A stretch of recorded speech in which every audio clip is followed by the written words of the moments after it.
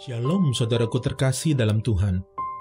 Bahagia sekali bisa berjumpa kembali dengan saudara melalui program Renungan Harian Channel 5M. Doa dari saya senantiasa menyertai saudara, sehat selalu, dan senantiasa aman dalam perlindungan dan pemeliharaan Tuhan. Kiranya damai, sejahtera, dan sukacita oleh Roh Kudus senantiasa memenuhi kehidupan saudara. Sebelum kita mendengarkan program renungan harian ini, mari siapkan hati saudara, kita sama-sama berdoa. Bapa kami yang di surga, dikuduskanlah namamu, datanglah kerajaanmu, jadilah kehendakmu, di bumi seperti di surga. Berikanlah kami pada hari ini makanan kami yang secukupnya, dan ampunilah kami akan kesalahan kami, seperti kami juga mengampuni orang yang bersalah kepada kami. Dan janganlah membawa kami ke dalam pencobaan, tetapi lepaskanlah kami daripada yang jahat, karena Engkaulah yang empunya kerajaan dan kuasa dan kemuliaan sampai selama-lamanya. Berkati firman-Mu ya Tuhan, dan renungan harian yang akan kami dengarkan ini, beri kami hikmat-Mu, supaya kami dapat memahami kebenaran firman-Mu dan mempraktekkannya dalam kehidupan yang sedang kami jalani saat ini. Terima kasih Tuhan. Dalam nama Tuhan Yesus, kami berdoa dan kami siap diberkati. Amin.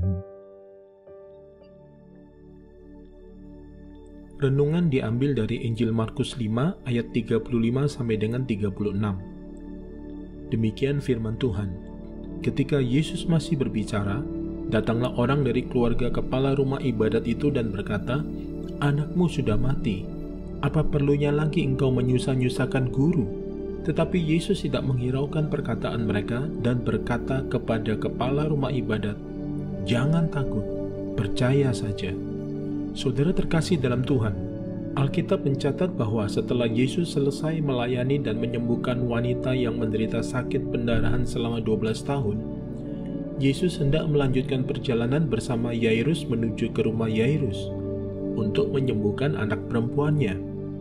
Namun tiba-tiba datanglah anggota keluarga dari Yairus membawa kabar bahwa anak Yairus sudah mati, jadi tidak perlu lagi menyusahkan Yesus. Kita bisa bayangkan bagaimana perasaan Yairus pada saat itu. Perjalanannya ke rumah tertunda karena Yesus menyembuhkan seorang perempuan yang sakit pendarahan di tengah perjalanannya. Dan ketika ia ingin melanjutkan perjalanan, ia mendapat kabar dari sanak keluarganya kalau anaknya sudah mati. Sungguh tidak mudah bagi Yairus untuk menghadapi kondisi tersebut. Ia sudah menanggalkan statusnya sebagai kepala rumah ibadat dengan datang dan tersungkur di kaki Yesus. Ia sudah bersabar menunggu Yesus menyembuhkan perempuan tersebut. Kini setelah perempuan tersebut disembuhkan, dirinya sendiri harus menghadapi kabar buruk tentang anaknya. Bisa saja Yairus kecewa atas keputusannya sendiri karena telah menunggu Yesus melakukan bagiannya, dan orang lain berhasil ditolong sedangkan anaknya sendiri tidak tertolong. Sepertinya sudah tidak ada dasar untuk berharap karena anaknya sudah mati. Namun di saat yang krusial tersebut, Yesus mengambil alih situasi yang ada dengan berkata kepada Yairus, "Jangan takut, percaya saja." Kemudian mereka melanjutkan perjalanan menuju ke rumah Yairus, dan mereka mendapati sanak keluarga Yairus menangis dan meratapi kematian anak Yairus. Namun Yesus berkata, "Anak ini tidak mati, tetapi tidur." Kemudian Yesus memegang tangan anak tersebut dan memerintahkannya untuk bangun. Seketika itu juga anak itu bangkit dan berjalan. Saudara terkasih dalam Tuhan, apa yang dialami oleh Yairus mungkin pernah kita alami, atau bahkan saudara sedang mengalaminya saat ini. Kita sudah sungguh-sungguh ikut Tuhan, kita berdoa buat orang lain, Tuhan jawab, namun kita tidak berdaya terhadap pergumulan kita sendiri, seperti Yairus yang tidak berdaya atas kondisi kesehatan putrinya sendiri. Orang-orang dekat yang kita harapkan memberikan pertolongan dan kekuatan, justru sebaliknya malah melemahkan iman kita, seperti kerabat Yairus yang membawa kabar kematian putrinya. Saudara terkasih dalam Tuhan, jangan terpengaruh oleh situasi di sekeliling saudara. Walaupun sepertinya sudah tidak ada dasar untuk berharap, walaupun menurut orang dunia sudah terlambat, jangan takut. Percaya saja. Apapun persoalan yang sedang saudara hadapi saat ini, tetap percaya pada Yesus. Sebab di dalam Yesus selalu ada harapan, dan harapan itu tidak akan mengecewakan. Tetap percaya, walaupun ada intimidasi dari situasi dan orang-orang terdekat, tidak ada yang dapat menghalangi rencana Tuhan tergenapi atas hidup saudara. Mari siapkan hati saudara, kita sama-sama berdoa. Kami bersyukur kepadamu ya Tuhan, untuk semua kebaikan-Mu. Apapun yang sedang kami hadapi hari-hari ini, kami tetap berkata, Tuhan Yesus baik.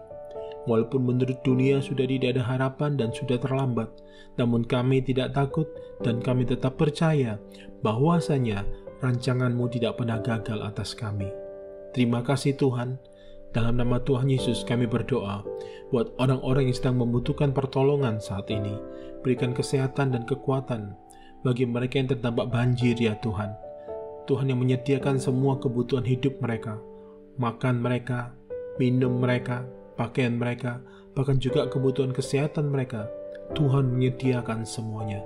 Sembuhkan yang sakit, kuatkan yang lemah, hiburkan yang berduka, beri jalan bagi yang sedang berputus asa, berkati yang berkekurangan, cukupkan kebutuhannya, berkati setiap usaha, pekerjaan, rumah tangga, pelayanan, pernikahan, dan bahkan segenap aspek kehidupan setiap pendengar yang saat ini sedang mendengarkan renungan harian ini ya Tuhan.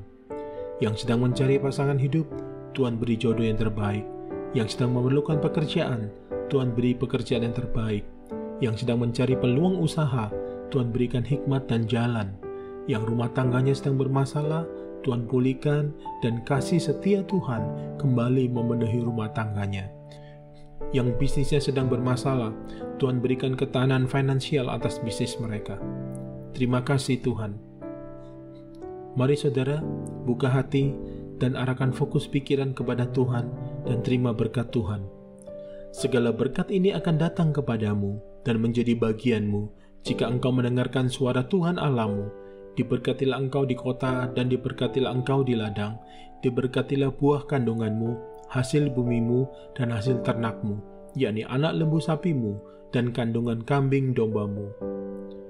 Diberkatilah bakulmu dan tempat adonanmu. Diberkatilah engkau pada waktu masuk dan diberkatilah engkau pada waktu keluar. Tuhan memberkati engkau dan melindungi engkau. Tuhan menyinari engkau dengan wajah-Nya dan memberi engkau kasih karunia. Tuhan menghadapkan wajah-Nya kepadamu dan memberi engkau damai sejahtera di dalam persekutuan yang manis bersama dengan Roh Kudus saat ini, bahkan sampai Maranatha. Tuhan datang menjemput kita semua dan kita semua memerintah bersama dengan Dia sampai selama-lamanya. Dalam nama Tuhan Yesus kami berdoa, kami bersyukur dan kami percaya. Amin.